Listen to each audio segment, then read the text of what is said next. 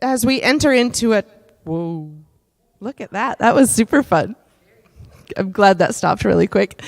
As we enter into a new year, it's always a good time to sit and think, what are the things that I'm investing my time and my energy into? Are those the things that I still want to invest my time and energy into? Or are there new things that I want to do? So we wanted to do that same thing here. I know a lot of you volunteer in some capacity here, and you've been doing the same things for a while, some of you. Some of you haven't been doing the same things for a while. So this is a moment to say, all right, what do I want to do? What do I want to do in the life of this community? So there's a survey up here, and I would love it if every single person filled out this survey, even if you have been volunteering for every single minute you have ever been a part of the branch community. If there are things that you don't want to do anymore, just don't check the box, okay? I'll compare all the things, and we'll go from there. So if there are things that are not listed, ways that you would like to invest your time, energy, your gifts and abilities that aren't listed on there, shoot me a message or just put it in that last box too so we know what you all want to do. Feel free to be creative. This is not limited to the things that we schedule every single week. So if there are things that you would like to do, let us know. One of the ways that you could volunteer and get to know some other people is by sitting in that back desk back there and running the computer, sound. It's great fun, right, guys? Brennan is nodding very hard. If that is something that interests you and you are good at it, we would love to have you back there and join that team as well. We're trying to build up a team. Nick and Brian have been doing this for us solely for a few months actually, and we're super grateful for that, but they could use some help. So we're going to host a training. They are going to host a training on Wednesday, January 18. If that interests you, let me know that you will be there, and we will get you all set up so you know what you're doing, okay? All right, one other thing for the new year. Chris and I are going to try something a little bit new that we haven't done ever. I don't know. I've not done it ever. Chris is handing out a postcard here. We're going to have dedicated office hours. And by office, we mean coffee shop. Because, yes, that's just right. So if there's ever a time that you just need to sit and talk with somebody, these are the hours. Chris has them all listed. They're also on that handout that you were given. We will be at Hall Street Bakery on those specific hours. You can just pop in. We would love it if you would shoot us a message before just to let us know that you're coming. But if those hours don't work, we can find different hours or a different place. Just let us know. We want to intentionally be available for whatever you need. If it's just to sit and talk about life and some things that are going on in life, if it's hey, I have this question about faith, I can pretty much guarantee you we don't have the answers, but we will sit and talk with you and ask more questions and be there to listen. So if that is something that would be helpful to you, we hope you'll take full advantage of that. I can't speak for other people, but I love nothing more than to sit and to talk with people and to journey along with them. I'm pretty sure Chris would say similar things. Good. He's not going to say no right now. All right, that's all. That's all I have for you today.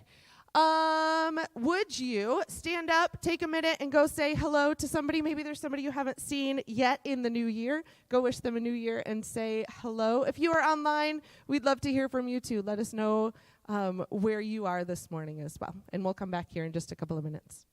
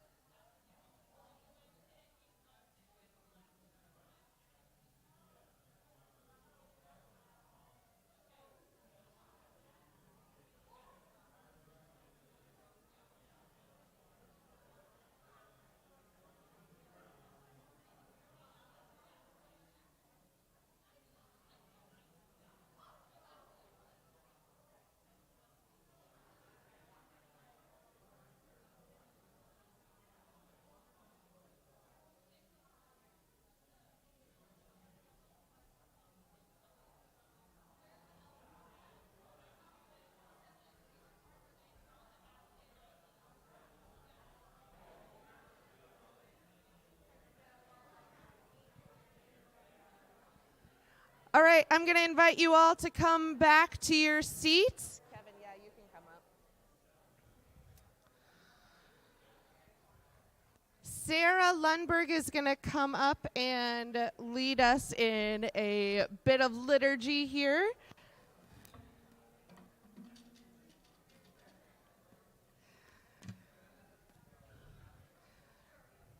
What Sarah is leading us in here this morning, we're actually going to do every week for the next 7 or 8 weeks together as a way of saying we're entering into a different sort of space, right? We're crossing a threshold into this space here this morning, and as a way to say, here we are together. So Sarah's going to lead us in that, and she's going to light the Christ candle, and then Kevin's going to lead us in a song. Thanks, Sarah. Lord of creation, create in us a new rhythm of life, composed of hours that sustain rather than stress, of days that deliver rather than destroy, of time that tickles rather than tackles. To our packed full planners, we bid peace. To our over-caffeinated consciences, we say cease. To our suffocating selves, Lord, grant release. Drowning in a sea of deadlines and death chimes, we rest in you, our lifeline. By your ever-restful grace, allow us to enter your Sabbath rest as your Sabbath rest enters into us. In the name of our Creator, our Liberator, our resurrection and life, we pray. Amen. I'll invite you to stand if you would like to, or if you'd prefer to sit, that's fine too.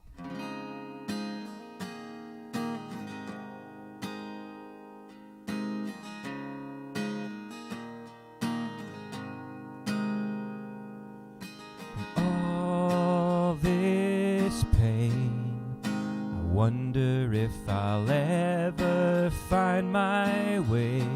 I wonder if my life could really change at all.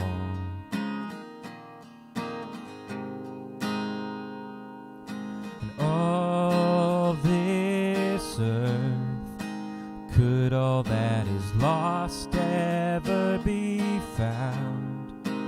Could a garden come up from this ground at all?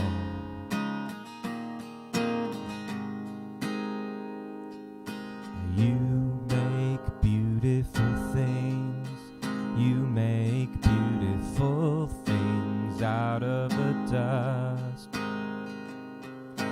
You make beautiful things, you make beautiful things out of us.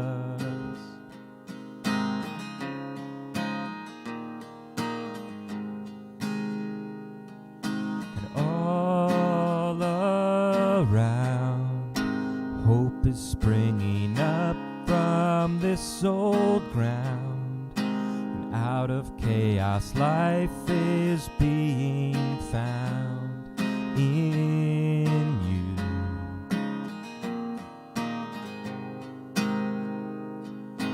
You make beautiful things, you make beautiful things out of the dust. You make beautiful things, you make beautiful things out of us. You make beautiful things, you make beautiful things out of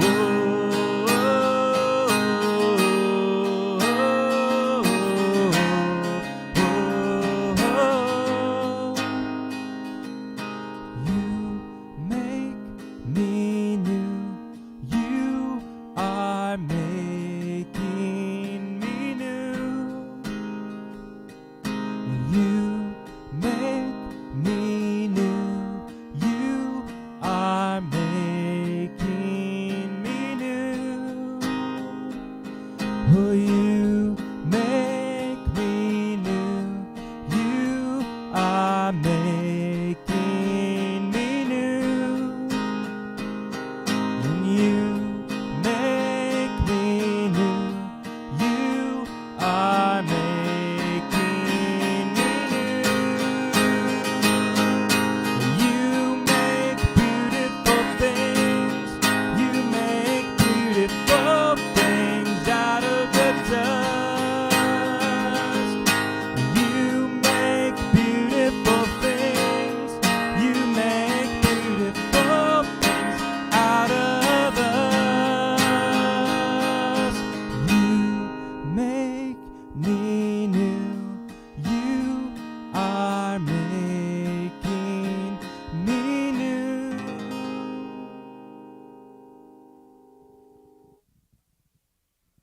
You can have a seat. What a good song to start a new year with, of new things coming, new opportunities, and new hopes coming, along with everything that's come with us from the past, right? So we wanted to take just a couple of moments here on this first Sunday that we're gathering in this way to look back over the last year and to say, and to just be a little bit reflective and maybe name something that you are grateful for from the last year, or maybe name something that you really want to leave behind. Whatever that is for you, take a second to think about it. If you would be willing and you would like to say it out loud, we'd love to hear it. What are the things that you were grateful for in the last year? What's something that you hold on to that was so I see Elizabeth and CJ. I'm going to guess a wedding is going to come out of somebody's mouth. We are grateful for that too, and to celebrate with you.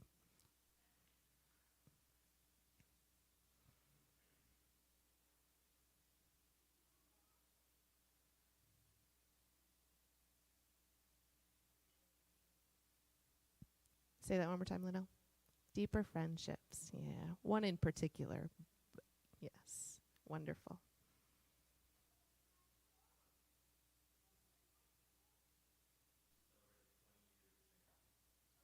Oh, congratulations. 20 years. That's amazing. Here's the difference in 1 year versus 20 years. We have snuggles back there. We have high fives at 20. It's great. Relationships evolve, do they not?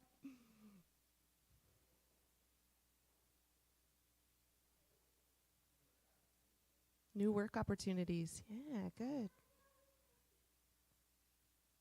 Well, you're welcome to naming those things that you are grateful for. If there's something that you would like to say to the rest of us, that you would like to say out loud, something that you'd like to leave behind, I invite you to do that here in this moment as well.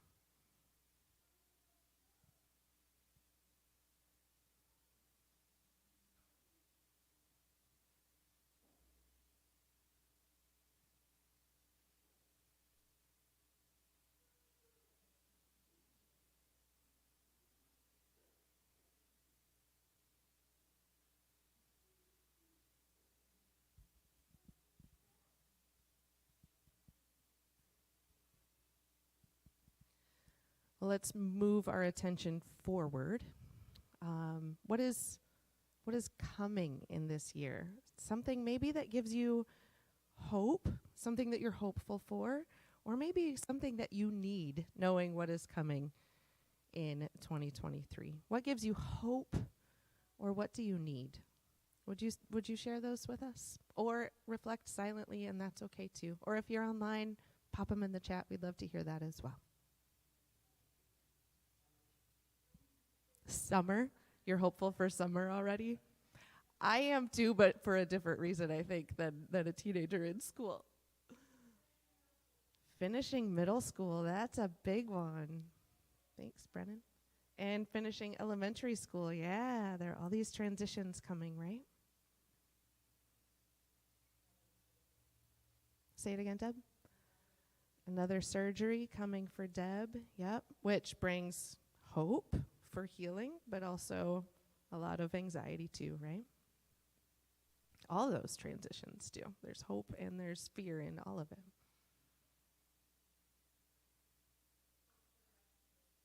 Hope for reconciliation. Thanks, Nicole.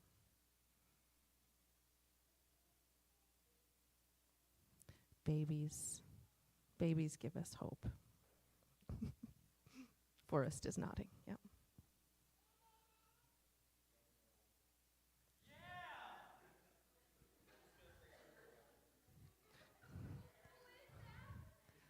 Football. Yeah. Detroit Lions. Yes. There are some fans in the room. And there's apparently some hope. I don't know what that's like as a Bears fan. It's fine. Monday night. There you go. Well, as we move forward this morning, I invite you to continue to have that in the back of your head. Maybe write a little note in your phone. Mark it with today's date. Here are the things that I want to leave behind, but here are some things that I take with. I take hope, even in the midst of anxiety. Mark that moment today. Thank you for being willing to share those things with us in this moment here. All right, kiddos, if you are preschool up to 4th grade, you can head on to the back. Bethany and Ruby are going to meet you there, and you're going to go downstairs and have a great old time.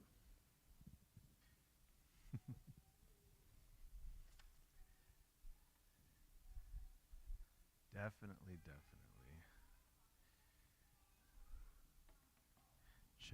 Check. Mm-hmm. Well, hi, everybody. Hi. Hi. Happy New Year. Is there a statute of limitations on when you can stop saying that? No? Yesterday was a shoot. Well, nonetheless, Happy New Year to you. I want to start with a little bit of a memory I was thinking about this week, and I think I've shared a story or two from this in the past. But and the good news is that the other person who's in this story is not here today, and so he can neither confirm nor deny any detail, which is really convenient for me. That other person is Jason Law.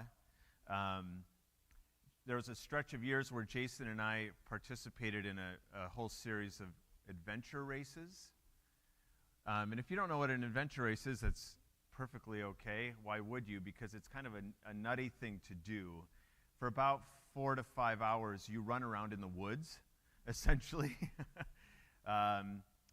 Running, a lot of running, some biking occasionally, and even some canoeing if the weather's right. Snowshoeing's been a part of it in the winter. And you're running around in this wilderness area trying to get from checkpoint to checkpoint to checkpoint as fast as you can. The more checkpoints you get to and the sooner you do it, the more likely you are to win. And I'll just tell you, running around for 4 to 5 hours in the woods is really quite exhausting. By the end, we were definitely spent. What makes these races especially unique in a way is that at the starting line, they give you only 2 things: a map of the area that the race is in and a compass. And on the map are the checkpoints, and then you and your partner map out a course. And then as you go through it, you are constantly pulling out this compass to find your next direction. Anybody know what that's called? What that kind of, yeah? Orienteering, that's right, orienteering. You're orienting yourself, right, in a certain direction, trying to get to a checkpoint. It's a lot of fun. It's, again, really tiring. But there was one race in particular when we were kind of shoulder to shoulder, neck and neck with this other pair of guys who Jason knew somehow. I don't remember, and that's not important. But he had some relationship with them. And so it was kind of like, ha, ha, ha, we're all going in the same direction. Isn't this going to be fun? These guys had won 2 years in a row previously. Not that we were paying attention, but we happened to notice that they had won. And there are multiple. You can go any way you want. You can go to this checkpoint first, or you can map your route heading this way first. But we both headed out in the same direction to the same checkpoint, and we kind of realized, okay, game on. This is going to just really be about who can do this the fastest. And so we're about an hour into the race, and we've just been traveling consistently kind of together from checkpoint to checkpoint. And, Jason and I, again, are desiring to win. That's just to be clear. We are definitely in it to win it. And we leave this checkpoint at the same time as this other team, but now we're not going in the same direction. Which raises a couple questions. Are they going to a different checkpoint than we're going to? Or are we going to the same checkpoint, but one of us is headed in the wrong direction, the wrong path? We press ahead. We're confident in our orienteering, and so off we go. And we're estimating it's about a quarter mile to the next checkpoint. And the thing about orienteering is when you're traveling a quarter mile from point to point, you don't have to be very much off in your orientation to be way off in your destination, right? So we're running. We estimate we've gone about a quarter of a mile. We should be near the checkpoint. We can't find it anywhere. Well, when this happens to us, and in I think every race that Jason and I did, it always happened. We would end up at this spot where we thought we would be at a checkpoint location. We're not. And our response always seemed to be the same. Frenetic panic. Just panic. Because when you're physically exhausted, you do not think clearly and you do not make good decisions. If you are a parent of a young child, you know this, who's, robbing you of sleep if you've had an exhausting week. We don't make good choices often when we're exhausted. So we don't make good choices when we're exhausted out in the middle of the woods. It's frantic and it's panic.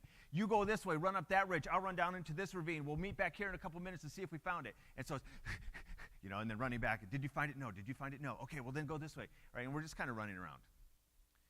Eventually, we reach this point where we're so tired that we have no choice but to stop. But for most of the time, it's just frantic running. And I'm telling the story. I'll come back to it in a few minutes. But I'm opening with it because I think it's an apt metaphor for my life. And maybe yours too. We run from checkpoint to checkpoint, whatever your checkpoints are. It's no problem, Siri, no problem. We run from checkpoint to checkpoint, whatever they are. And we think that if we stop running, we'll lose. We'll lose something. Approval, success, affirmation. And so we just keep running, or I just keep running at least. I run from checkpoint to checkpoint thinking that this is the way that I'll get what I want. Or I run in order to get away from pain. Or I run because if I run and keep moving, then I don't have to deal with what's inside. Right? We run for all kinds of reasons, but a lot of us are running, and we're running all the time. And often we get to this place in our life where we realize we're not where we thought we would be.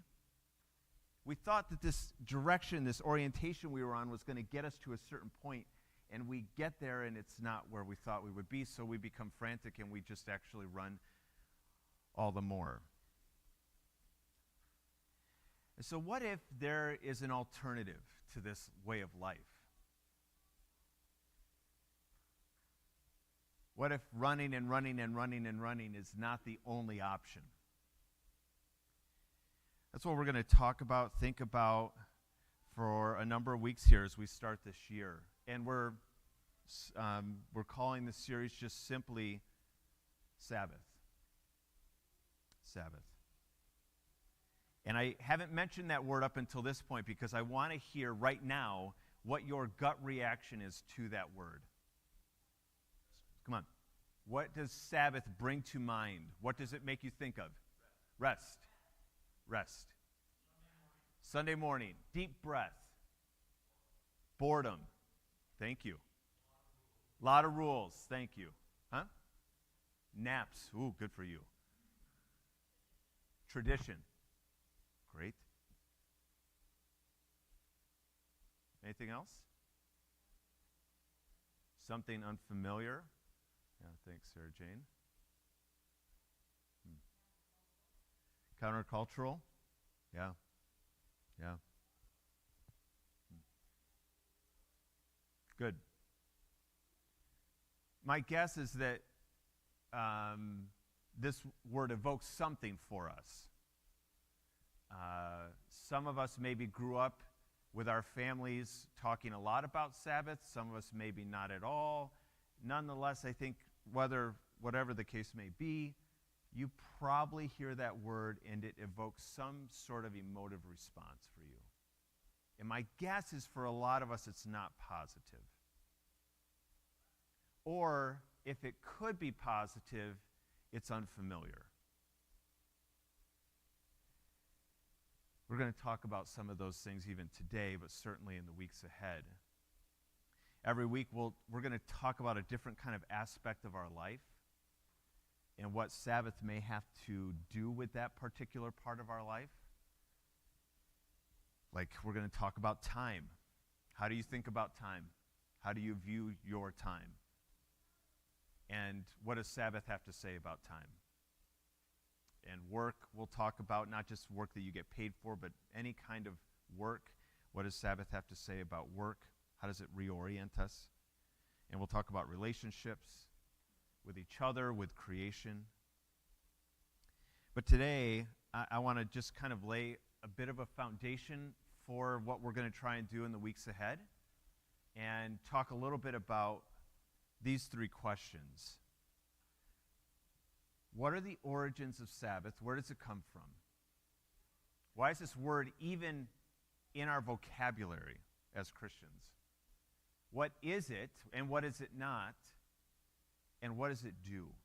What is it meant to do?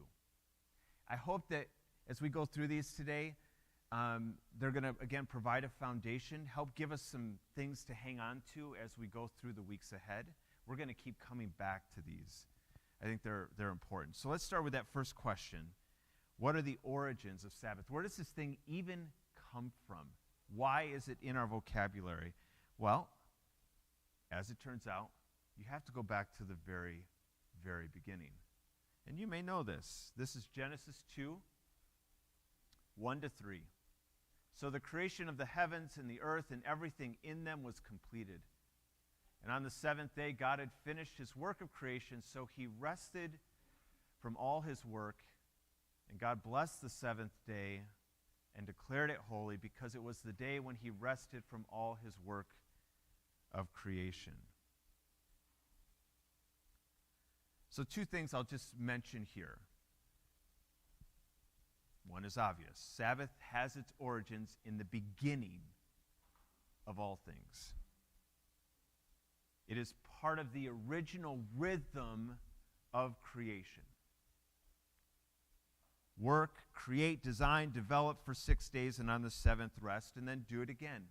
It lays out a cycle, a pattern, a rhythm for the created world. So that's one thing. It's from the very beginning.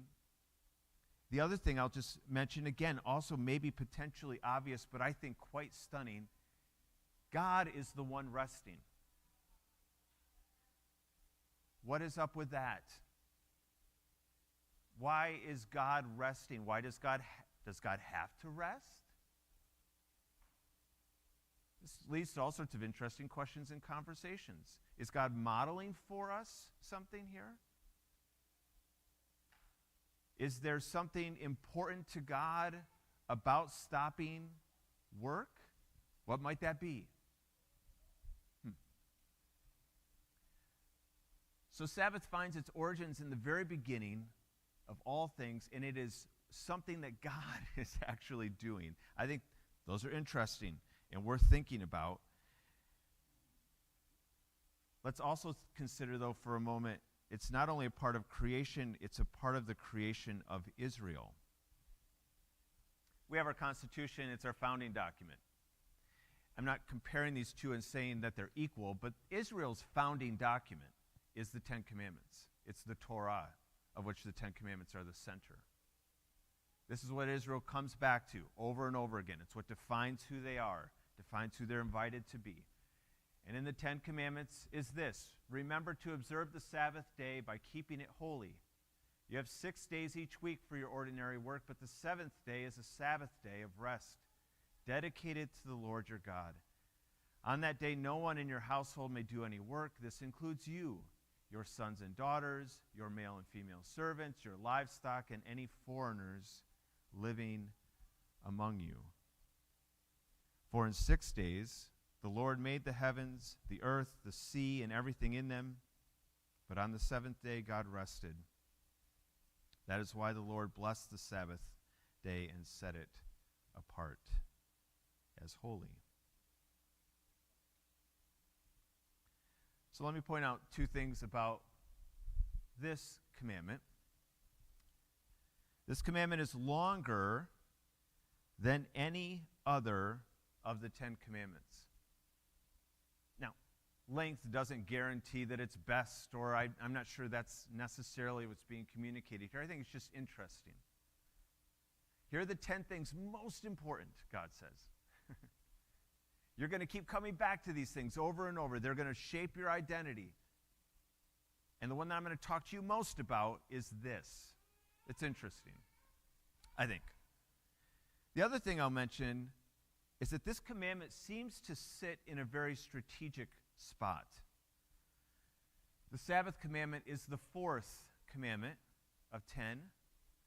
The first 3 are about our relationship with God. You have no other gods before me. You won't take God's name in vain. You won't make any idols. 5 through, that should say 10. 5 through 10, my bad. It's about our relationship with each other. Don't kill, don't steal, don't covet, right? Those commandments. Right in the middle, between these two sets of commandments, is this commandment to rest. Maybe it's just by accident. Maybe it doesn't mean anything. I think it's worth considering that perhaps this is strategically put in this place to try and help Israel understand that you can't do the first set of commandments or the second set without the one that's in the middle. It's central. Perhaps that's what's happening here. So, what are the origins of Sabbath? It comes from the very beginning. God models it for us. It seems to be potentially at least central to living this life of love of God and love of other people. What about the second question today? What is it then? If that's where it comes from, what is it and what is it not? What is it and what is it not? To get at this one, I'm going to quote an Old Testament scholar, Walter Brueggemann. Is he the greatest, the most kind of... He's an important guy. How about that, when it comes to the Old Testament living today? And he wrote a book. He wrote many, many books. This one, I don't know, maybe 10 years ago, I think. Sabbath as Resistance. Ooh, some of you rebels would love this book. You know, those of you who are rebellious in nature. Saying no to the culture of now. Let me just quote this little section here from early on in the book. It's unfortunate that in U.S. society, largely out of a misunderstood Puritan heritage, Sabbath has gotten enmeshed in legalism and moralism and blue laws and life-denying practices that contradict the freedom-bestowing intention of Sabbath. It's a mouthful. He's a scholar, but are you tracking here, right? Are you tracking? We have, where does our idea, our modern idea of Sabbath come from? It largely comes from our Puritan brothers and sisters who brought it to the United States, and theirs was a very rigid, very legalistic way of understanding Sabbath, and it became more and more common and popular in our culture over time. Such distortions, he says, though, have led to endlessly, we are close. Okay, that's not quite right. You know, I typed it wrong probably as I was putting this in. But he's saying we've had these endless quarrels about Sunday activities. This is where we are today. Should we go to the movies? Should we not go to the movies? Can we play cards or can we not play cards? And in his state, there was this debate about whether or not you could buy liquor on Sunday or not, right? I mean, why were most stores around here closed on Sunday until, well, very recently, certainly in your lifetime? Well, it's because of Sabbath, right? This idea that we stop working for a day a week. So he's trying to argue that this legalistic way of practicing Sabbath robs it of life. It is contradictory to the freedom-bestowing intention of Sabbath. Sabbath is meant to give us freedom. What we've done is made all these rules around it, and it becomes this burden. We see this not only today, though. This is humanity's kind of general way of approaching Sabbath. It's really quite interesting. Go back to Matthew 12.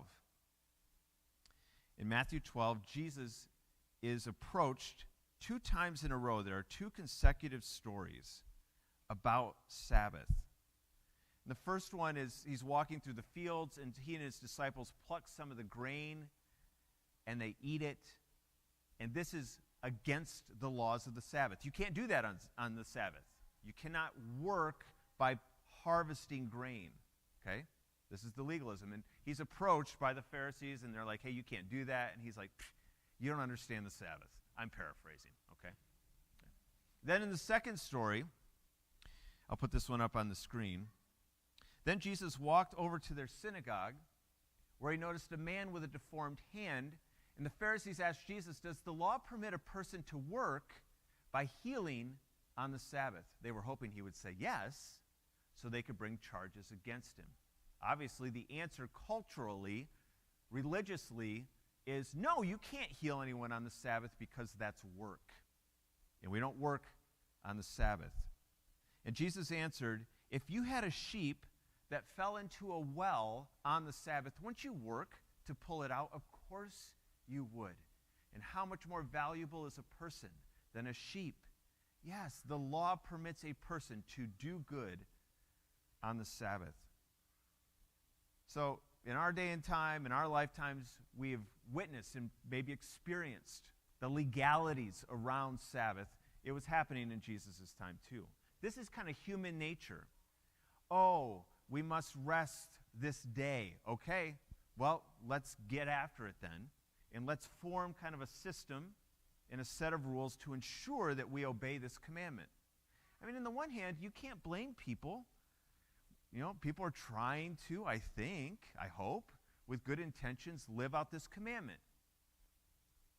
But human nature tends to twist things and become overzealous about things. And, before long, it's off course. So Brueggemann says, hey, we have this puritanical heritage. It's given us this idea of Sabbath. It's very legalistic. He says, what if instead of legalism, we think of Sabbath as an art form? That's different, isn't it? I'm not saying Brueggemann's right. You're going to have to argue that out and sort that out and decide for yourself. But I think it's a fairly compelling idea. Because what's true about an art form? If Sabbath is an art form, what might that mean? What do you think? It's in the eye of the beholder. Yeah, so there's a lot of kind of individual interpretation possible. A lot of room. Yeah, there's a lot of room then in the Sabbath, potentially, right?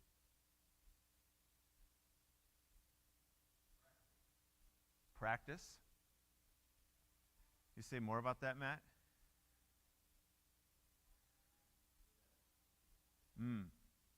Thanks. To be good at any form of art takes practice. I appreciate. Thanks. I wasn't quite tracking with you, but now I am. Yeah. Okay. Appreciate it. Yeah, that's good. Attainable for all ages. Well, that's interesting. I like that.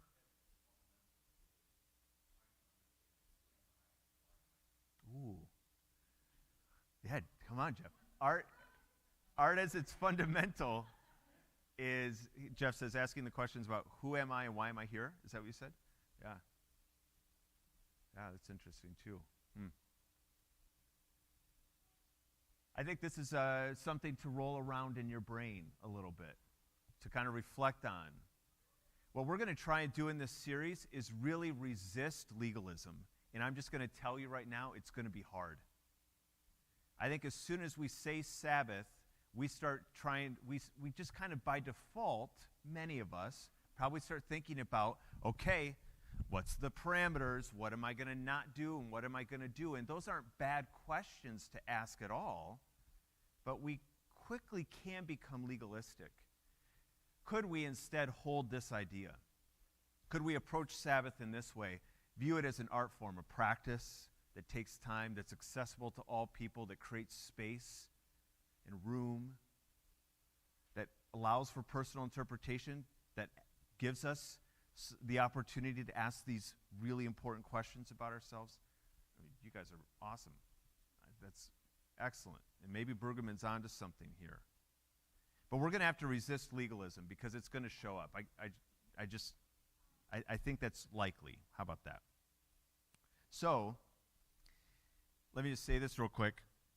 If you're thinking that this is going to be a series in which I'm going to stand up here and tell you that you need to find a 24-hour period in which you will do nothing, that is not what this series is going to be about. Because I think, maybe Sarah Jane, this is kind of what you were thinking about as you were mentioning that Sabbath is unfamiliar to many of us. Chances are probably pretty good that a lot of us do not have a regular rhythm in our life of rest. And I mean rest broadly here, defined in many possible ways. And so if that's the case, if we are running from checkpoint to checkpoint to checkpoint, then for me to say to you, hey, guess what? Next week, find the 24 hours and do it now. And hold it down tight and make sure that, right? I mean, come on. That's not realistic, I don't think, for most of us, to just flip the switch and have this radical shift. We're going to have to think creatively. We're going to have to think outside of the box. We're going to have to imagine new ways and that Sabbath might get lived out in our lives in this moment in time that we live in. Okay? Okay. So don't think, oh gosh, every week is going to be about, just finding that 24-hour period. Maybe that's a goal, and maybe for some of you it's possible, but I think we're going to have to be much more creative than that. Okay. So, get back here. My phone needs to reboot. I'm going to find it. Okay. Let me get to the next slide here. So we've got these three questions that are kind of framing our conversation today. What are the origins of Sabbath? Again, friends, this goes all the way back to the beginning. It is not about legalism. Perhaps we could think of it as an art form. And what does it do, or what is it for? That's the third question. And here I want to lean into something that my sister-in-law, Janelle, many of you know Janelle. She's not here today either, so this is perfect. Jason's not here, and she's not here, so she can neither confirm nor deny what I'm about to say. But Janelle is enrolled in the Masters of Arts program at Western Theological Seminary in Holland. She mentioned a number of months ago, like back in September, hey, I'm taking this class on Sabbath. And I was like, ding, ding, ding. Let's talk. That could be really interesting. Maybe we can, you can help us form a conversation on Sunday mornings. So she's passed along all of her class notes. I don't know if that's legal or not. I haven't technically audited the class, but it seems like it's fair game. And the professor, Dr. Travis West, I don't think he would mind that we're having this conversation at all. He has this framework, which I think is going to be helpful for us to hold on to. He says Sabbath has a lot to do with orientation, disorientation, and reorientation. He makes the argument that we all have an orientation to our lives. I think that's right. We're all heading in a certain direction. It's that checkpoint or it's that checkpoint. Who knows? But we are all moving in a particular direction. And it's true probably in all aspects of our life. But there are times when our orientation isn't quite on course. Like Jason and I out there in the woods, we're close. But you travel for a couple years in slightly the wrong direction, and you end up really off course. And so sometimes our orientation needs to be disoriented. And I know, no one loves disorientation. Usually involves things like dizziness and fatigue, and disorientation can be really, really tough. But sometimes we need it. Because sometimes the direction that we're heading is actually not the direction that we want to go. It doesn't actually bring us to the place that we want to end up. And so Dr. West suggests that Sabbath helps disrupt our orientation in a way that's helpful. Sabbath introduces disorientation, and that can be a really good thing. Not easy necessarily always, but important. It doesn't just disorient us, though, it also reorients us.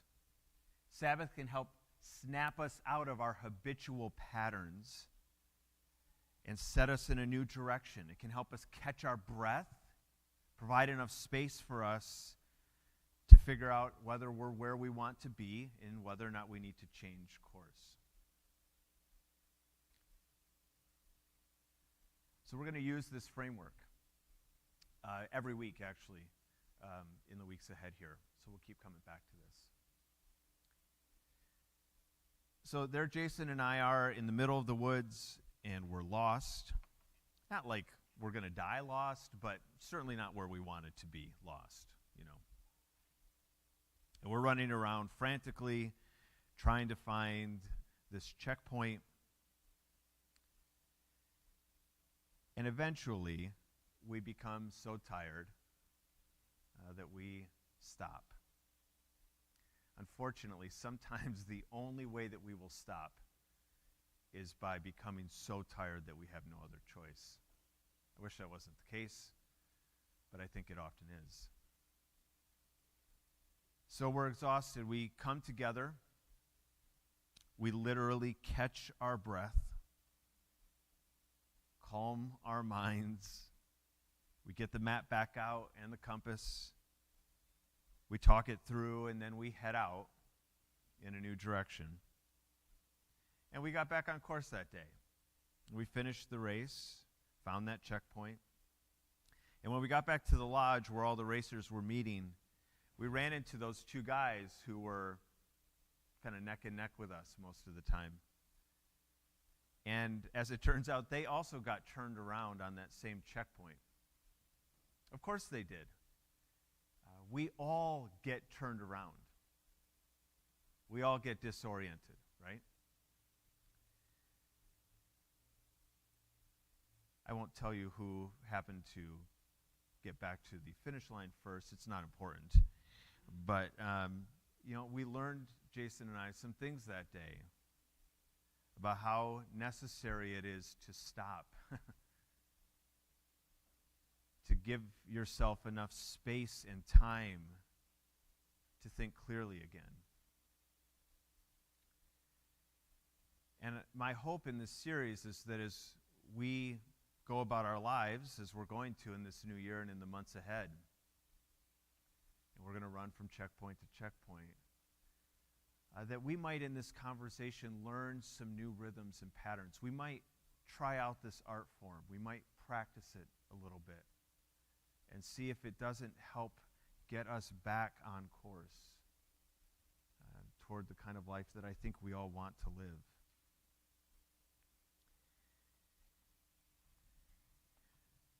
Every week during this series, we'll share this meal as well, as we do most weeks around here.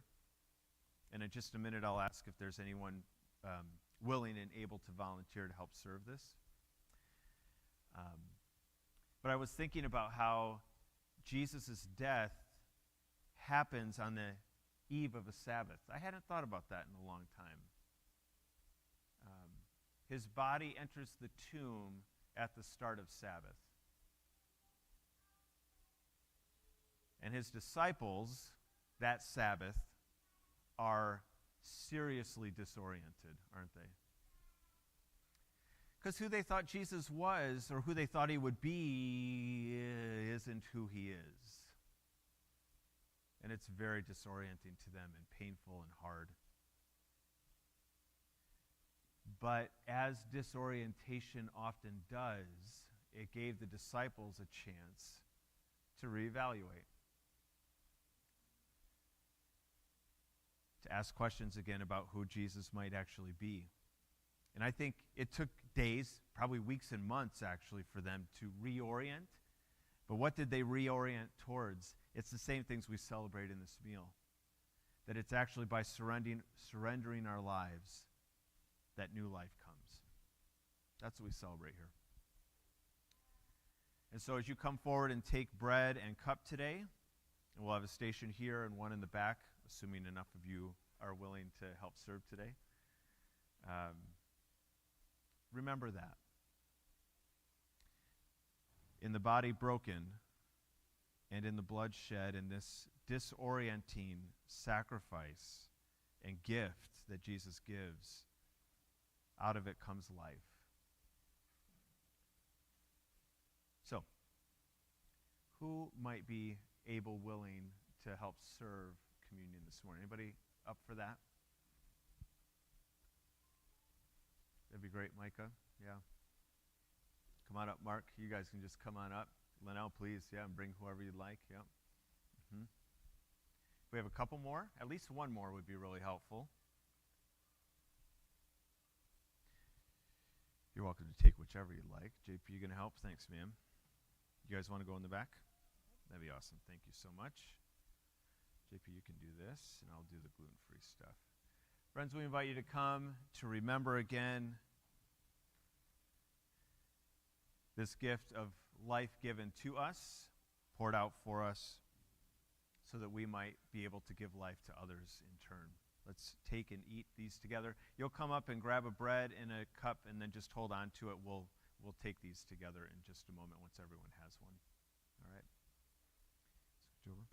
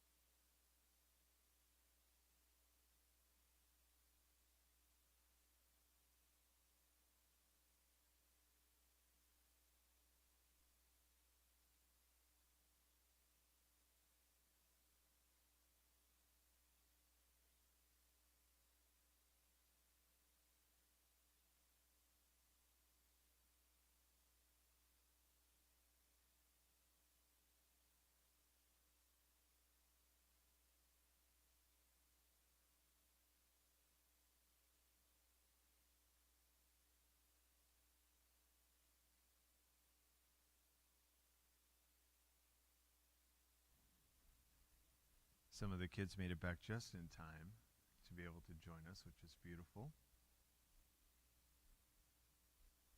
And I love hearing Oliver's voice from up there, just occasionally calling out. It's so good. So good.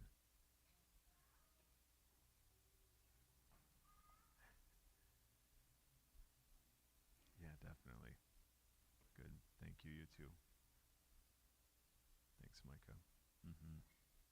Appreciate those who helped serve. Thanks for doing that. Friends, we take the body of Christ, this gift that reminds us that even though at times we're broken, life is hard and difficult, there's the promise that Christ makes us whole. So take and eat, remembering that promise.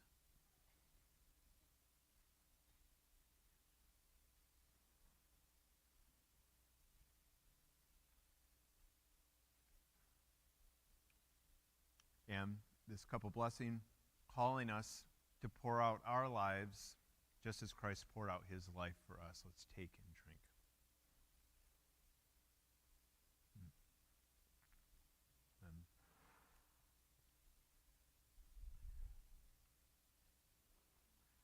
As we'll see in this series, Christ is our example of all things, of how to live life, but even how to live Sabbath.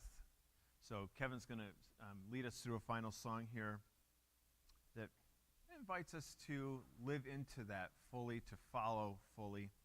We invite you to stand, if you like, or to sit, or to walk around, whatever would be meaningful to you as we near an end here today.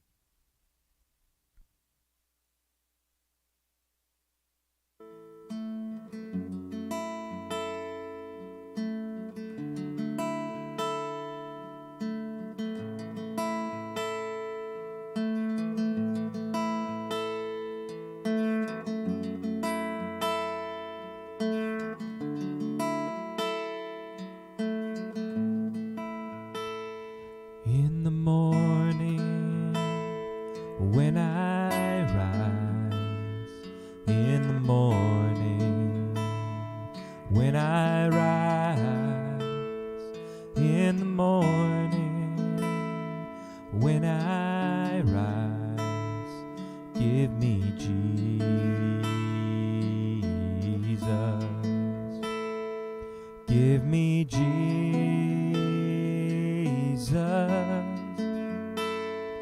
give me Jesus.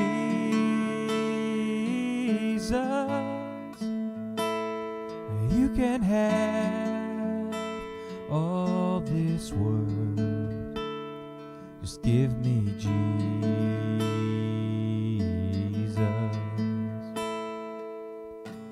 When I am alone, oh, when I am alone, oh, when I am alone, give me Jesus,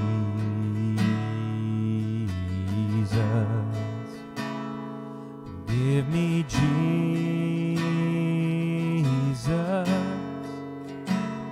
and give me Jesus,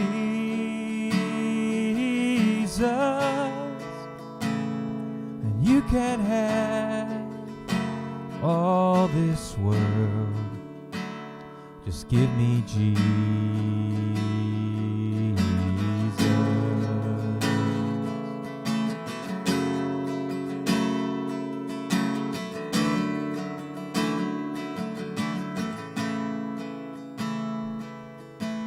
When I come to die, and oh, when I come to die, and oh, when I come to die, give me Jesus,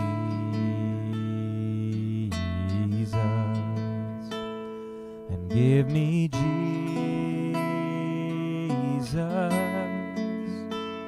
and give me Jesus.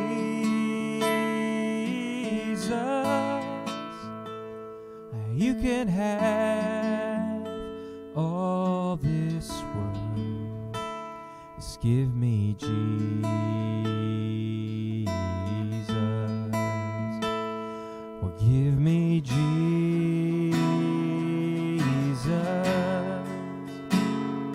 Give me Jesus.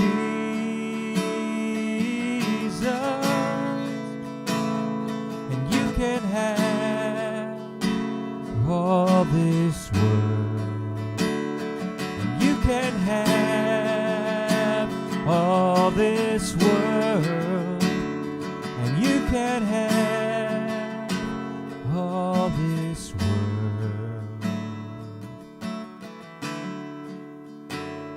Just give me Jesus.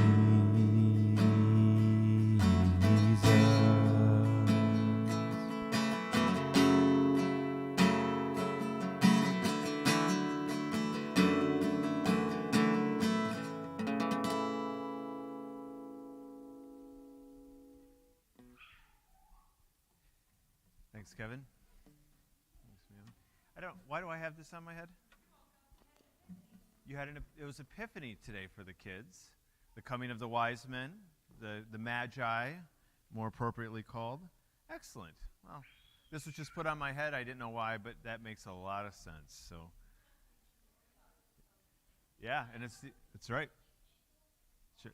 That's on purpose. Yeah, it's to be cool. It's to be cool. Yeah, yeah. Well, if you're a parent of a child and they're talking about crowns, now you know why. You can have a conversation with them today about that. All right. Why don't you stand as we kind of leave with this blessing that we're going to speak to each other. We're going to say these words to each other each week as we leave. And I think there are 2 screens here. This is our blessing to each other, our invitation to each other. Let's say these words together. Lord of creation, create in us a new rhythm of life composed of hours.